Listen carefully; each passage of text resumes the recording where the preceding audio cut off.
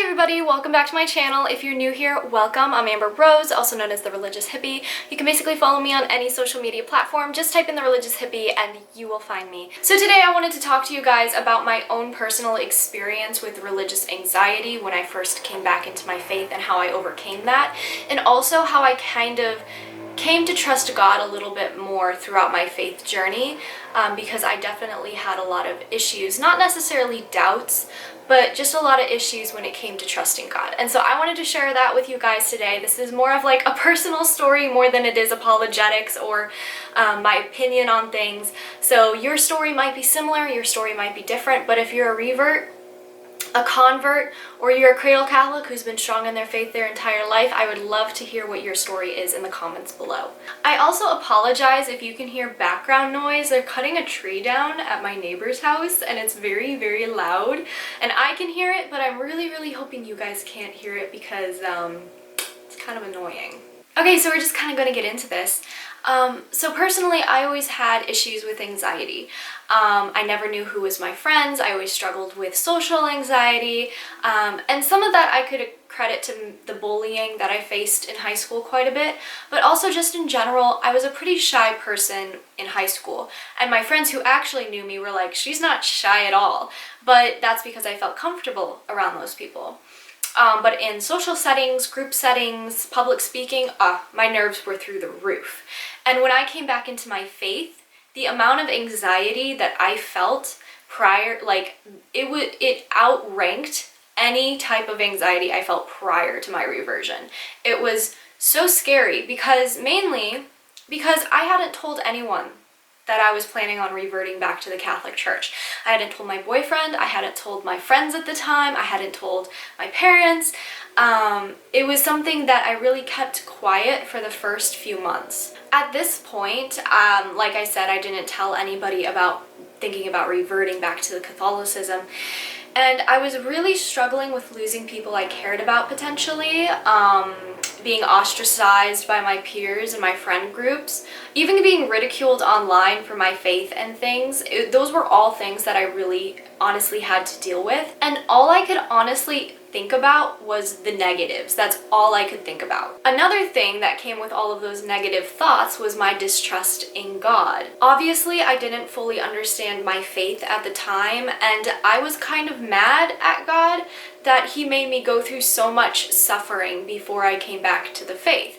And now looking back on it, I'm thankful for that suffering because at the end of the day, it helped me virtuously, and it really taught me the importance of having a relationship with God through the church, through the sacraments, etc.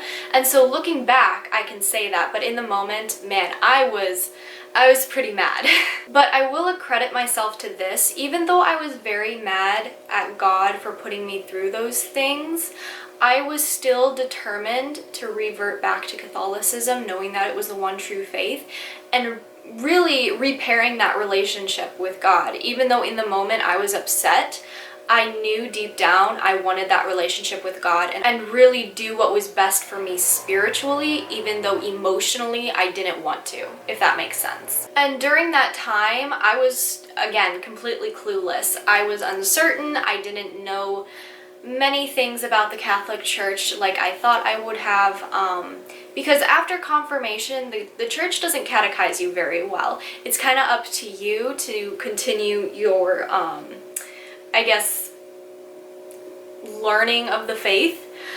And so I didn't really do that. And so I basically forgot most, if not everything that I had learned during my catechism classes. And so I decided to basically bury my face in books. I read all different types of books. I read early church father writings, I read the catechism, I read the Vatican documents and archives, sorry. And I also read a lot of saint stories, and those really inspired me because the saints, they suffered so well, and they loved our Lord, and they suffered with him.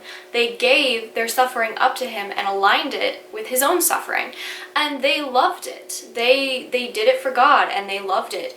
And so that really inspired me because even though these saints are in heaven with God now and everything, but they were once in the position I was, if not worse. I mean, I think of St. Augustine all the time, and thinking about how such a holy man came out of such a horrible situation. And so stories like that really, really helped me in that relationship and those baby steps to remending that relationship with God. And then slowly over time, I started putting in a prayer routine into my morning and evening. I mainly started with the evening at first because I wasn't really sure how to pray, let alone start a prayer routine. I wasn't sure what to do. Should I pray the rosary? Should I just talk out loud to God? Like, is there a specific prayer I should say? You know, kind of thing. And eventually I got into a routine and I figured out what I needed to from YouTube and just from Catholic sites like Catholic Answers. They were very helpful for me. And I slowly started that prayer routine. And somewhere between the 6th month of me reverting back into the Catholic Church and learning all of this, something shifted in my life when I started that prayer routine. It was like the rose-colored glasses were lifted, so to speak. And I started seeing that these people who I was so afraid of losing, and I was so afraid of offending with my religion and things, the friends that I cared so much about and was so afraid of losing, they could care less about me. And for some reason, I couldn't see that. And God revealed that to me when I started praying my binding prayers. And that just blew my mind. When it comes to the binding prayer, I just want to put a disclaimer. You cannot say it over anyone you have authority over, and you should be in a state of grace when you do say the binding prayer, okay? Just a little disclaimer. Check out Father Ripperger. He talks about it, but just you can't say it over anyone you don't have any authority over, and be in a state of grace when you say it, okay? Okay. Just wanted to throw that out there so I don't lead anyone astray, because that's super important. Anyways, so they didn't respect me. They basically used me as a taxi, a chauffeur, whatever. They used me for money. They used me for rides, you know. And most of the time they didn't invite me to hang out with them because I was so too nice. And so many people have told me that throughout my entire life, that I'm too nice. And I'm like, you know what, shut up. I can never be too nice, okay? That is what we need in the world, is kindness. Like, we need more kind people in the world. And so because of that, when I stopped reaching out to them and contacting them, they didn't make an effort to contact me, reach out to me or anything. And so in that way, that friend group and I kind of just split. There was no real fights or anything like that. I just realized that I deserved better when it came to friends, and they didn't try and stop me. So that's kind of how I got out of a toxic friend group. And during this time, I didn't have many friends. But God slowly started revealing more and more things to me. One of the biggest things was that I built a wall around my heart, around just myself in general. It could have been from bullying, it could have been from previous friends that were just absolutely terrible. Whatever the reason was, that wall was built with pride. And we all know that pride is a very deadly sin. It's actually one of the 7 deadly sins. And so I didn't realize that. And the interesting thing is that I didn't realize it until I started doing the nightly examination of conscience. And that is why I swear by the examination of conscience, because if you're not aware, then you're not going to be able to change. And I'm going to be honest, I still do have a lot of pride issues that I'm still working through. It's not like they were just poof, gone overnight because I did the examination of conscience for a month. No, I do still struggle with a lot of pride issues, but being aware of it really helps me to figure out in which situations I'm going to be more prideful in, and I can prep for that ahead of time so that in the situation, I'm not being prideful. I don't know if that's really making any sense, but hopefully that makes sense. Now, you would think that after all of this, I would learn to trust God. No, I was still very hesitant and I was still very closed off, and I didn't really even know why at that point. I was kind of just like, he's given me more than enough reasons to trust him, and yet I still feel like I can't. I didn't know what it was, but like part of me just, I couldn't allow myself to do that. And I went to my priest one day in confession. You guys know this story. Well, most of you do. And I told him, I was just like, I cannot trust God. Like, I don't know what's wrong with me, but I'm struggling. And he said, whenever you feel that way, say these 5 words: Jesus, I trust in you. Now, I knew that this phrase was from the Divine Mercy Chaplet. I grew up praying it with my mom, with Catholic friend groups, etc. And so I knew that this was from the chaplet, but I didn't know anything about the chaplet besides the prayers. I didn't know its origins, I didn't know where it came from, and so I started looking into that. I read St. Faustina's story. I watched the movie Divine Mercy that came out, I think it was originally came out in Poland in 2019. And her story touched me in a way that no other story had been able to. St. Faustina trusted God so much that she ran away from home at 16 to be a nun. At 16. I can't really explain it, but that type of trust just totally touched me in a different way. Like seeing how somebody trusted God so much and he looked out for her, I can't really explain the feeling it gave me, but it blew my mind.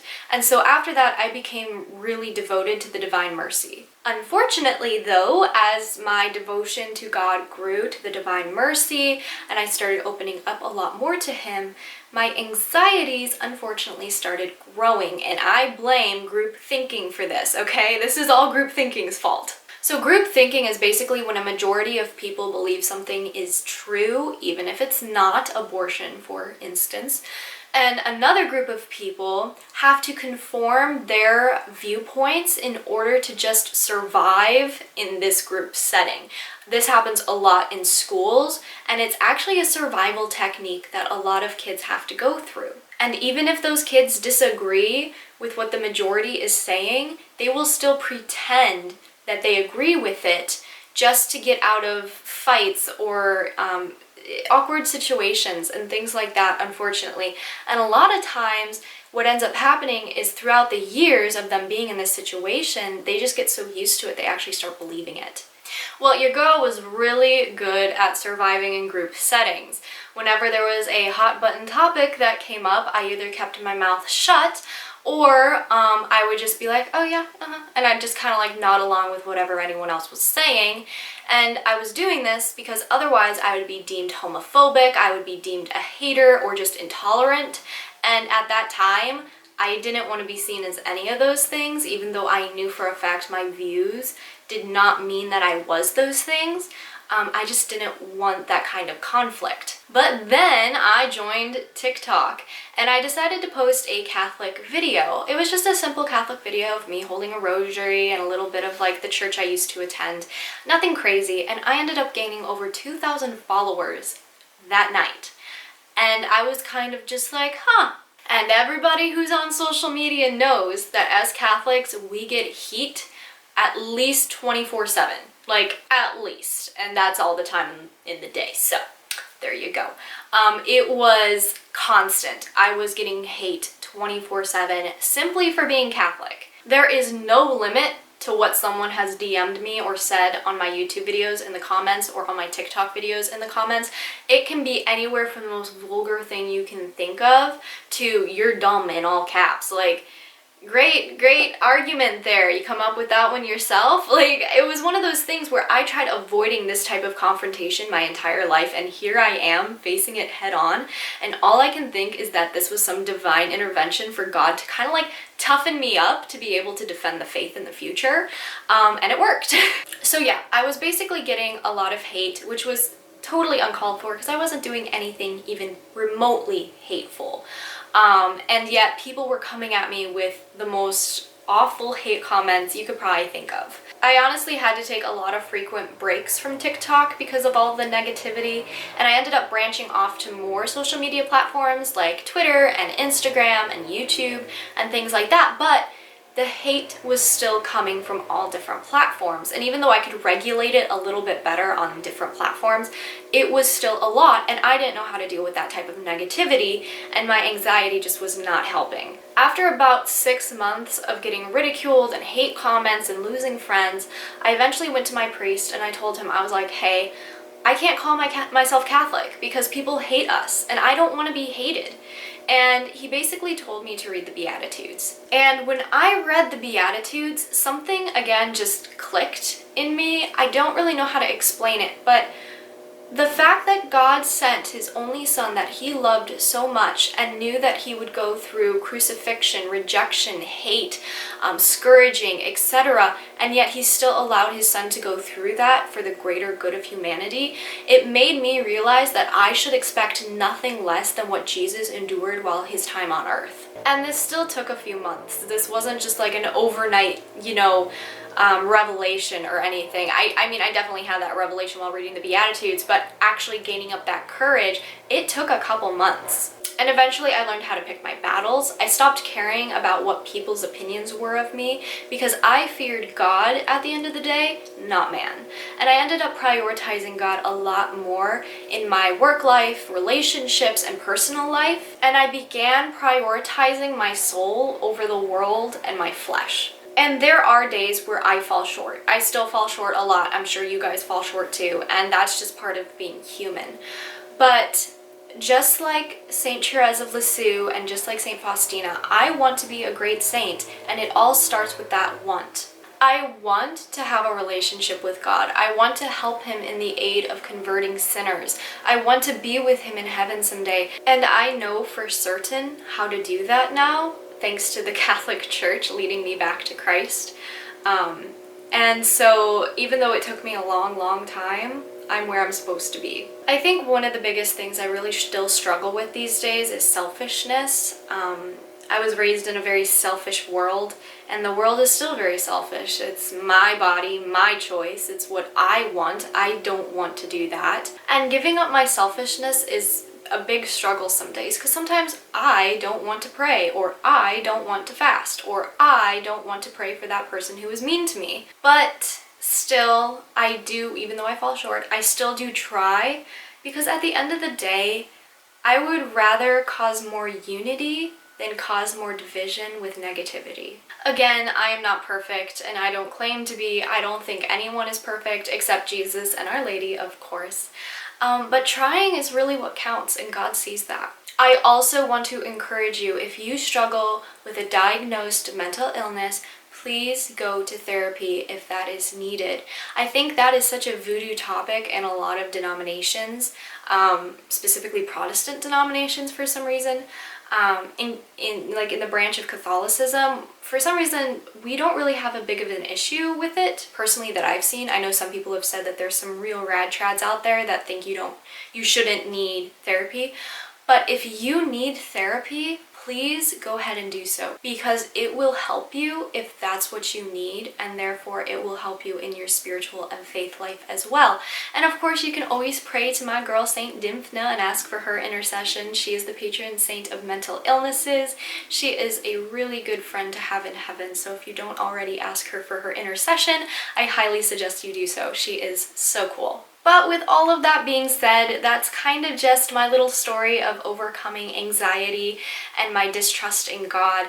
And even though there are some days where I still fall short, I am still so thankful that he did bring me back to the one true Catholic Church of Jesus Christ, and that I am in union with Rome. And one day I pray that I will be able to see him face to face in heaven. But if you guys are struggling with anxiety, or you guys are struggling with distrusting God, I highly suggest you guys start a devotion to the Divine Mercy. You can pray the chaplet, you can get the Divine Mercy image, and get St. Faustina's diary and read her diary. That is one of the best ways to understand Divine Mercy. But I also want to encourage you that if you need therapy, do not shy away or be embarrassed by that. Therapy is there for helping you. And even if you don't get the right therapist right away, keep searching for one who is hopefully Catholic and understands the Catholic faith. That would be ideal. And if not, maybe you don't need therapy. Maybe what you need is a confessor, a priest who you regularly confess to, only to, and so they know you, and they can walk you through these difficult times in your life. Or maybe you need a spiritual director. Somebody who might be a priest or might not be, might be a nun, might be a lay person, but somebody who's Catholic, who understands the faith and can really give you an outside perspective, and maybe some advice that could help you. So I hope you guys enjoyed this video, and I will see you guys in the next one. God bless.